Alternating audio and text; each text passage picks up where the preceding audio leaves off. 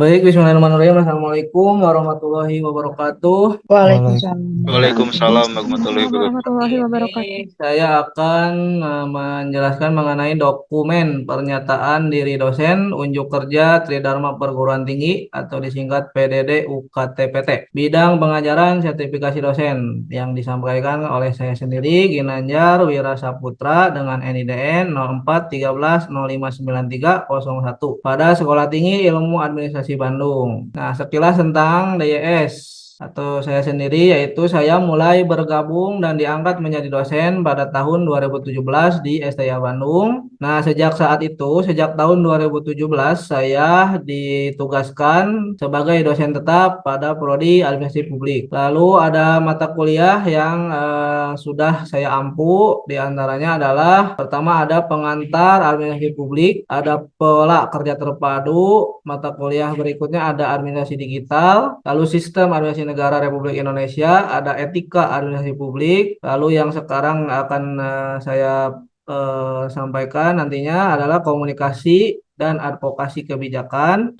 Lalu pengambilan keputusan dan kemarin e-government ya saya ampu mata kuliah yang berikut itu. Ini adalah mata kuliah yang diampu. Selanjutnya pendidikan formal saya, pendidikan terakhirnya di magister ya.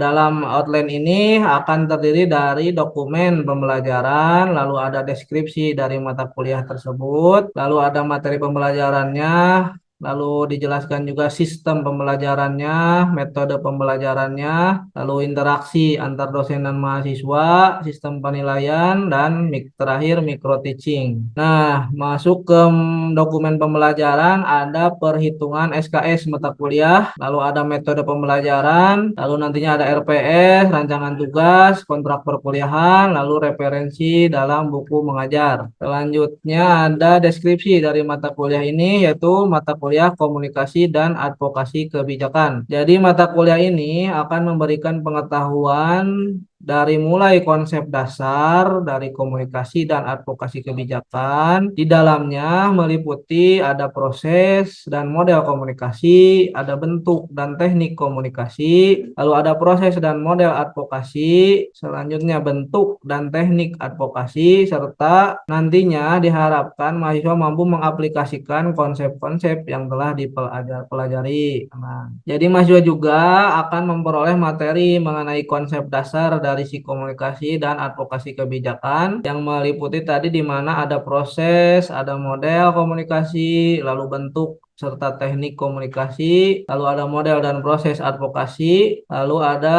bentuk dan teknik advokasi. Nah, ada materi pembelajaran ya. Materi pembelajaran dari mata kuliah ini ada 13 inti pokok yang akan dibahas nantinya. Pertama ada pengertian dasar komunikasi, keduanya ada proses komunikasi, ketiganya ada unsur-unsur komunikasi, keempat ada peran komunikator, kelimanya model-model komunikasi, keenam, bentuk-bentuk komunikasi. Lalu ketujuh, teknik-teknik komunikasi. Nah, masuk kepada advokasi di pertemuan berikutnya, ke-8, materi ke-8 yaitu tentang pengertian proses dan model advokasi kebijakan. Dilanjutkan dengan prinsip-prinsip advokasi kebijakan. Lalu ada unsur-unsur pokok advokasi. Lalu ada bentuk advokasi kebijakan.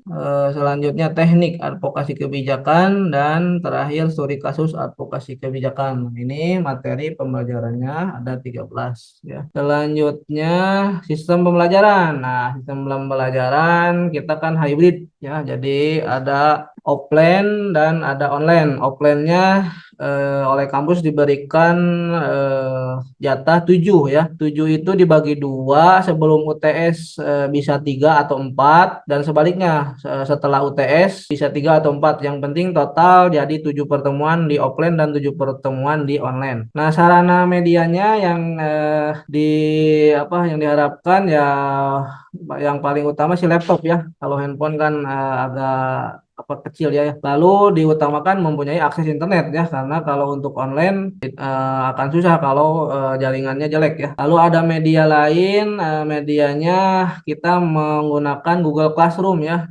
untuk ini. Tapi tim IT kita saya Bandung sedang mengembangkan ya mengenai LMS ya, Learning Model System. Mudah-mudahan terrealisasi secepatnya ya. Nanti saya akan koordinasi lagi. Bersifat online di mana di dalamnya ada deskripsi mata kuliah, RPS, kontrak kuliah, penyampaian materi, tugas kuis, jadi kehadiran mahasiswa dan lain-lain, ujian, hasil ujian juga di sana ya. Nah, diharapkan nantinya di LMS ya.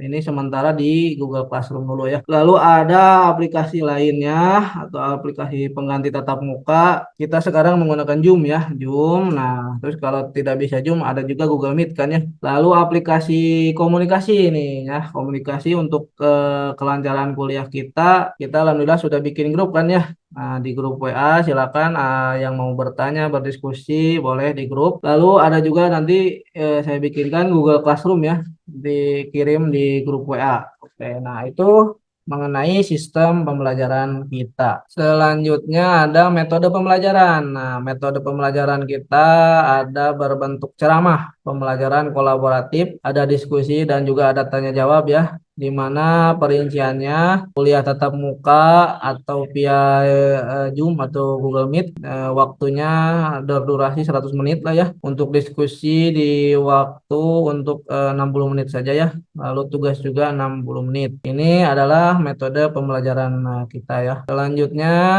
nah, pada interaksi dalam hal penyampaian materi dan diskusi yang menggunakan Google Meet atau menggunakan Zoom Meeting yang dapat diakses di handphone atau HP atau laptop yang menggunakan jaringan internet ya pastinya. Lalu diskusi tambahan juga jika diperlukan dapat memanfaatkan tadi ya fasilitas Google Classroom ataupun diskusi di grup WA, WAG ya yang dibuat per kelas. Lalu juga tugas dapat dikerjakan selama jam mata kuliah ataupun dikerjakan di luar jam mata kuliah tergantung pada tugas yang diberikan. Lalu nantinya akan dilakukan kuis untuk membantu mahasiswa dalam mereview setiap materinya ya. Kuis dapat dilakukan menggunakan media kuisis, Google Form atau aplikasi lain ya yang mendukung nantinya. Selanjutnya, nah masuk ke sistem penilaian ya.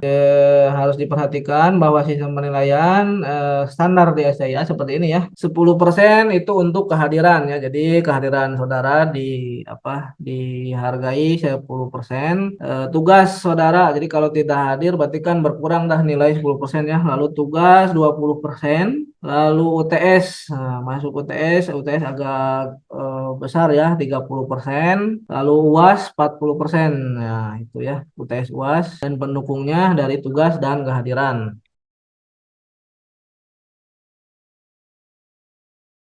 Baik, kita lanjut kepada rencana pembelajaran semester kita ya, di mana mata kuliah ini adalah mata kuliah komunikasi dan advokasi kebijakan dengan kode mata kuliahnya MPB 2.12. Rumpun mata kuliahnya nanti diisi oleh prodi. Bobot SKS-nya ada 3 SKS ya di Ampu di semester 6 ya. Tanggal penyusunan kemarin pada tanggal 23 Maret 2023 ya. Hari apa tuh? Hari Kamis ya. Pada hari Kamis kemarin. Untuk otoritas pengesahannya, dosen pengembangnya ada dua ya. Yang utama saya sendiri Ginanjar, lalu yang kedua ada Ibu Yeti Anteseo ya. Lalu koordinator pada mata kuliah ini saya sendiri Ginanjar, lalu kaprodi kita Pak Dana ya, M Dana Prihadi. Dan masuk kepada capaian pembelajarannya yang diharapkan oleh prodi. Nah, CPL yang dibebankan dari prodi ada 3 ya, pengetahuan 1, pengetahuan 5, sama KK4 ya. Untuk P1-nya nantinya diharapkan mahasiswa mengetahui konsep teoritis administrasi, organisasi, birokrasi, kebijakan publik, lalu ada pelayanan publik, perilaku organisasi, keuangan negara, reformasi administrasi, dan e-government, governansi publik secara mendalam. Berarti masuk di kebijakannya ini, kebijakan publik di mata kuliah kita ya. Yang lain di mata kuliah lain sepertinya. Nah, lalu masuk P5-nya ada prinsip-prinsip dan teknik komunikasi persuasif baik lisan maupun tulisan. Nah, ini ya dari komunikasinya berhubungan dengan mata kuliah kita. Lalu KK4 dari prodi membebankan bahwa mahasiswa mampu melakukan sosialisasi produk kebijakan dan mengedukasi masyarakat untuk berpartisipasi dalam melaksanakan kebijakan publik minimal dengan menggunakan media sosial. Nah, itu ya. Menggunakan media sosial berarti dengan komunikasi tadi ya. Adalah komunikasinya, lalu mensosialisasikan produk kebijakan, berarti kan advokasi kebijakannya, dan mengedukasi masyarakat pula ya untuk melaksanakan kebijakan publik tersebut. Nah, itu tiga capaian yang dibebankan pada mata kuliah ini dari Prodi ya. Selanjutnya ada capaian pembelajaran pada mata kuliah atau CPMK. Saya buat tiga ya, di mana CPMK pertamanya yaitu mahasiswa mampu menjelaskan konsep teoritis komunikasi kebijakan secara mendalam. Kaitannya dengan P1 di prodi di atas ya. Lalu ada CPMK kedua yaitu mahasiswa mampu memahami prinsip-prinsip dan teknik komunikasi persuasif baik lisan maupun tulisan. Kaitan dengan 5 ya, P5. Lalu CPMK tiganya mampu melakukan sosialisasi produk ya, hampir sama dengan kebijakan dan mengedukasi masyarakat untuk berpartisipasi dalam melaksanakan kebijakan publik minimal dengan menggunakan media sosial. Keempat, nah dari CPMK di atas diturunkan pada sub-sub CPMK. Sub-sub CPMK ini akan dilaksanakan pada tiap-tiap pertemuan ya. Untuk sub CPMK pertama berarti pertemuan hari ini mengenai pendahuluan dulu ya, serta RPS. Nah, sekarang kita ke PRPS nanti pendahuluannya jadi balik ya. Sub CPMK 2-nya kita ke nantinya pertemuan berikutnya berarti ya pengertian dasar dari komunikasi. Lalu masuk sub CPMK ketiganya akan membahas mengenai proses dari komunikasi. Sub CPMK keempat materinya mengenai unsur-unsur komunikasi. Sub CPMK kelima ada peran komunikator. Sub CPMK ke-6 model-model komunikasi. Sub CPMK 7 bentuk-bentuk komunikasi. Nah, sepertinya di pertemuan ke-9-nya nanti ada UTS ya. Setelah UTS masuk sub CPMK 8, nah itu teknik-teknik komunikasi. CPMK 9-nya pengertian proses dan model dari advokasi kebijakan. Lalu ke 10, sub CPMK 10 prinsip-prinsip advokasi kebijakan. Sub CPMK 11 unsur-unsur pokok advokasi. Lalu ke 12-nya bentuk advokasi kebijakan. Ke-13 sub CPMK ke-13 teknik advokasi kebijakan. Terakhir sub CPMK 14 studi kasus advokasi kebijakan. Nah, ini capaian pembelajarannya ya mulai dari CPL Prodi diturunkan ke CPMK masuk ke sub CPMK-nya. Nah, masuk ke deskripsi mata kuliah ini. Mahasiswa mampu dan mengerti ya memahami konsep dasar komunikasi dan advokasi kebijakan meliputi tadi ada proses dan model komunikasi, bentuk dan teknik komunikasi, proses dan model advokasi, bentuk dan teknik advokasi serta mampu mengaplikasikan konsep-konsep yang telah dipelajari pada mata kuliah ini. Lalu ada bahan kajian, materi pembelajaran, ada tadi ya sama hampir sama ada pendahuluan dan RPS, pengertian dasar komunikasi, lalu teknik advokasi kebijakan dan studi kasus advokasi kebijakan. Nah, masuk kepada rujukan ya pustaka atau buku referensi. Ada referensi utamanya dari Rahadian Ramaditya, bukunya tahun 2020. Di sana judul bukunya Memahami Advokasi Kebijakan, diterbitkan di Yogyakarta, penerbitnya Budi Utama. Ini bukunya ya, atau bisa yang lain lah yang mirip-mirip dengan advokasi kebijakan itu. Lalu keduanya ada dari Nugroho Rian 2017. Bukunya Public Policy Jakarta, Alex Media Komputindo. Lalu pendukungnya saya ada dua ya, ada yang ini, ada Effendi dan Onong, Effendi dan Cangara, ya itu tentang bukunya tentang ilmu komunikasi dan praktek, diterbitkan di Bandung Remaja Roksadaya. Nah, keduanya pegangan saya juga ini, pengantar ilmu komunikasi. Yang kedua yang dari Cangara ya, 2019 bukunya pengantar ilmu komunikasi terbit di Depok oleh Raja Grapindo Persada. Oke, dosen pengampu saya sendiri ya, Ginanjar, mata kuliah syarat. Nah, ini harusnya di prodi ya. Nah, masuk ke sub CPMK tadi ya pembahasannya ada berapa 14 minggu biasa ya. Normal 14 pertemuan dengan 2 pertemuan UTS dan UAS, jadi total 16 ya. Kita akan adakan pretest sebelum masuk ke materi dulu ya. Siap-siap.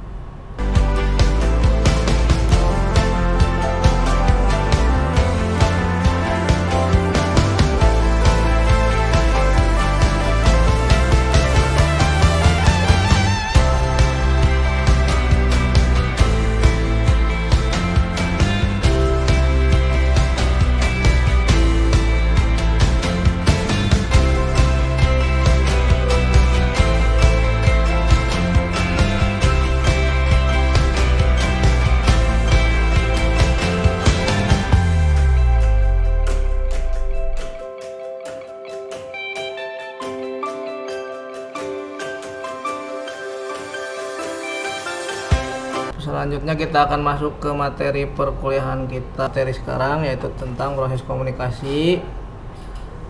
Untuk slide ini saya mohon bantuannya kepada siapa ya? Pianti aja lah, mohon dibacakan Pianti. Baik, Pak. Komunikasi. Komunikasi adalah proses pertukaran informasi atau pesan antara dua atau lebih orang atau sekelompok melalui simbol, tanda, atau bahasa tertentu.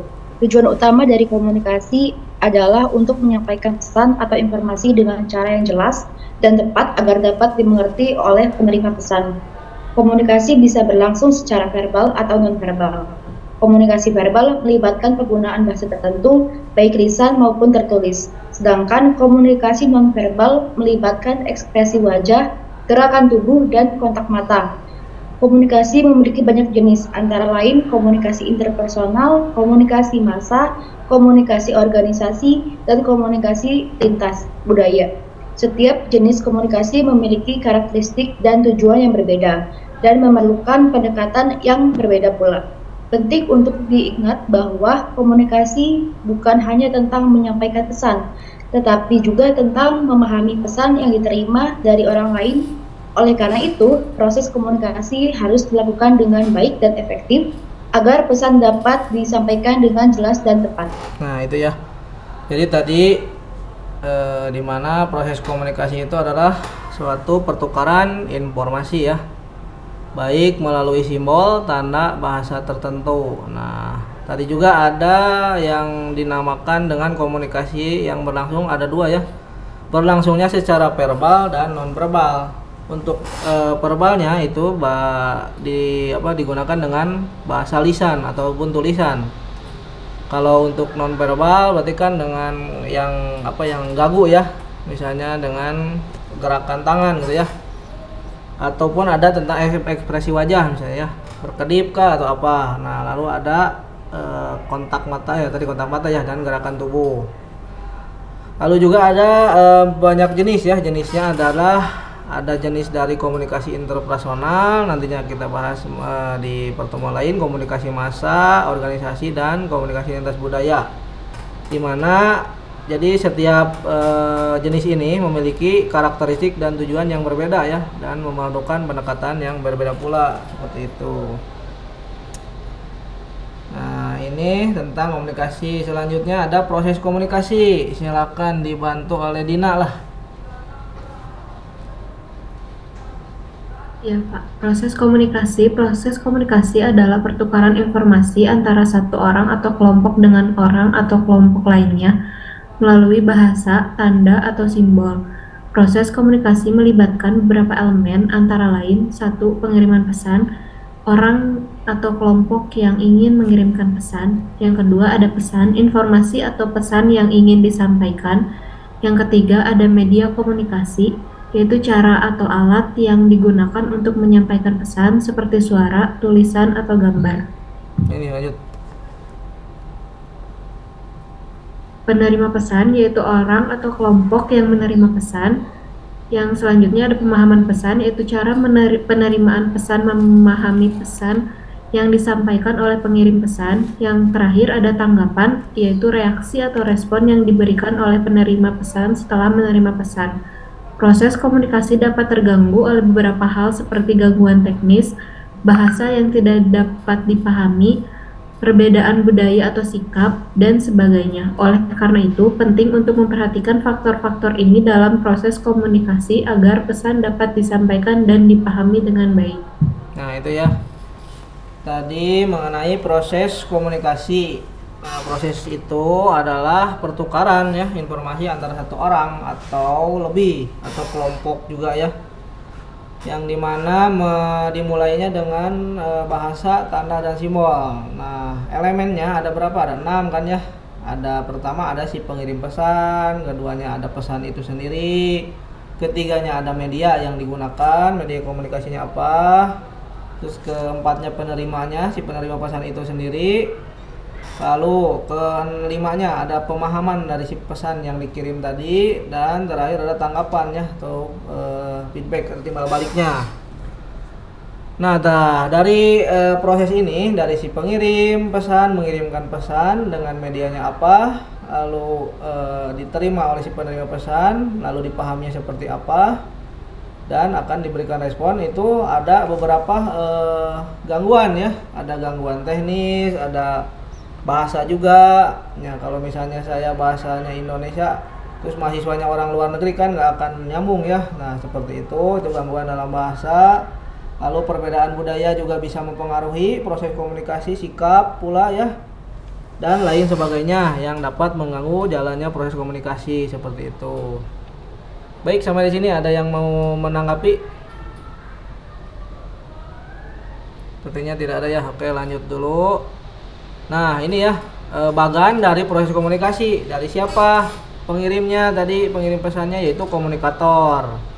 Komunikator mengatakan apa atau mengirimkan apa? Yaitu mengirimkan si pesan ya. Caranya bagaimana? Caranya dengan tadi media ya, medium. Media komunikasinya apa?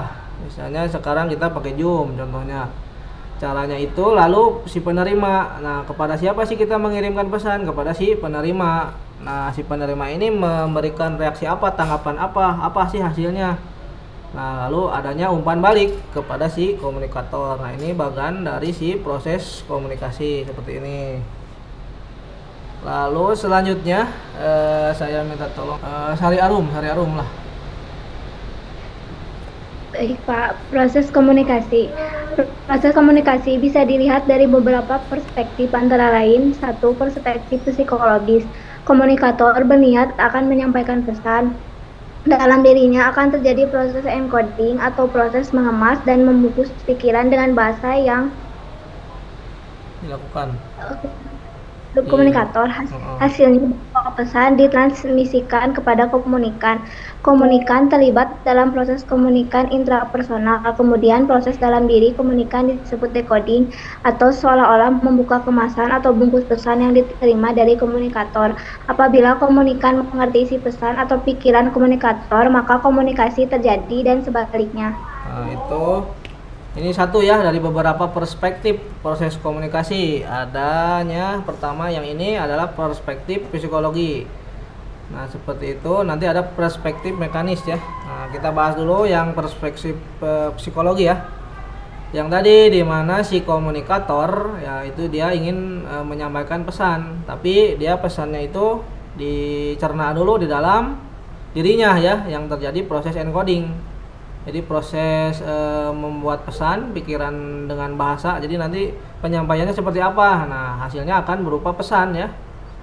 Nah, ditransmisikan, dikirimkan kepada si komunikan, si penerima ya.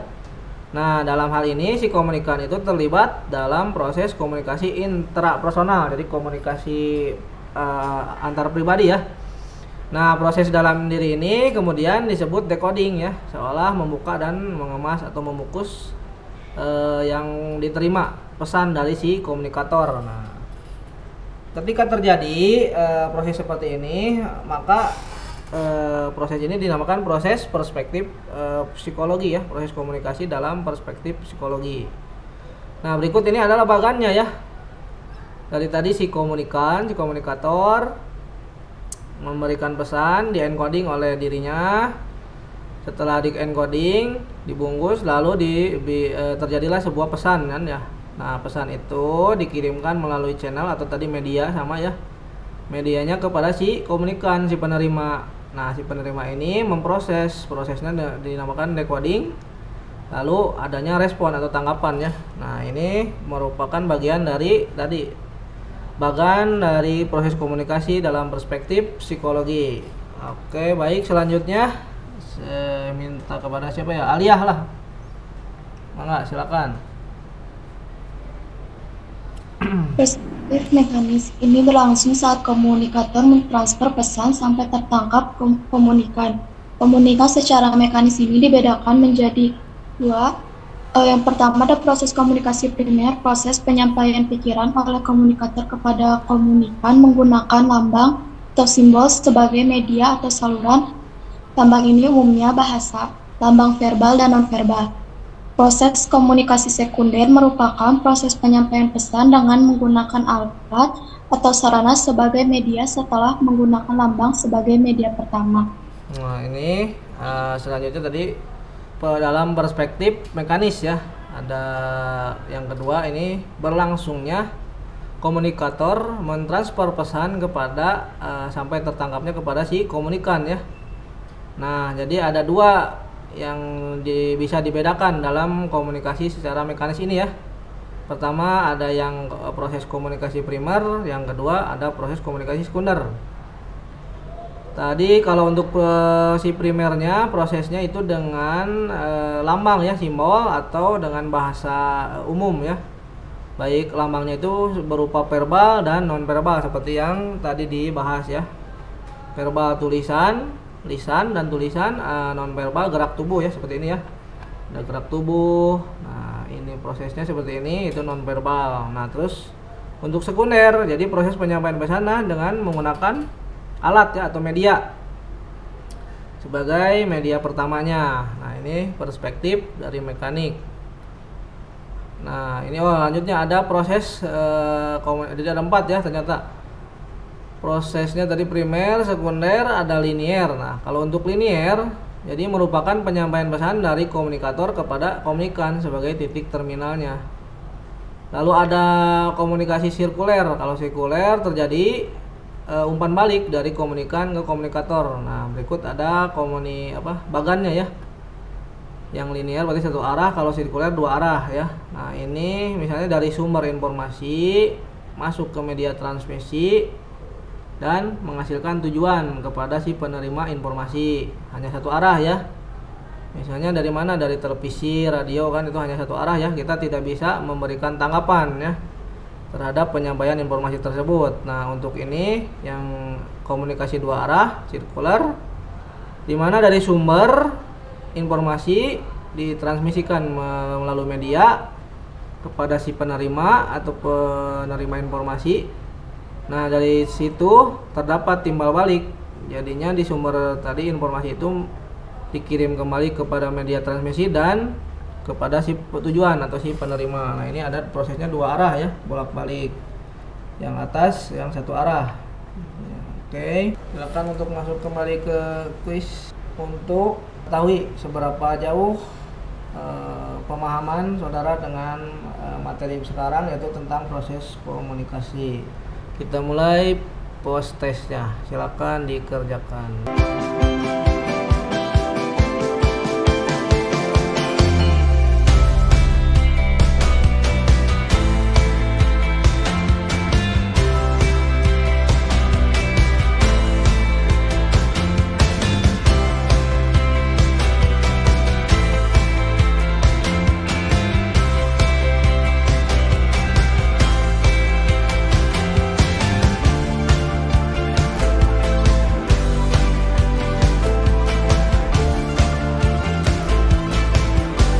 Kita akan akhiri saja perkuliahan hari ini. Terima kasih kepada rekan-rekan yang sudah hadir pada mata kuliah saya Komunikasi dan Advokasi Kebijakan. Kita akhiri pertemuan hari ini dengan bersama-sama mengucapkan hamdalah. Alhamdulillahirabbil Salam sehat selalu kepada semuanya. Billahi taufiq wal hidayah, wassalamualaikum warahmatullahi wabarakatuh. Waalaikumsalam warahmatullahi wabarakatuh. Waalaikumsalam warahmatullahi wabarakatuh. Terima kasih Bapak.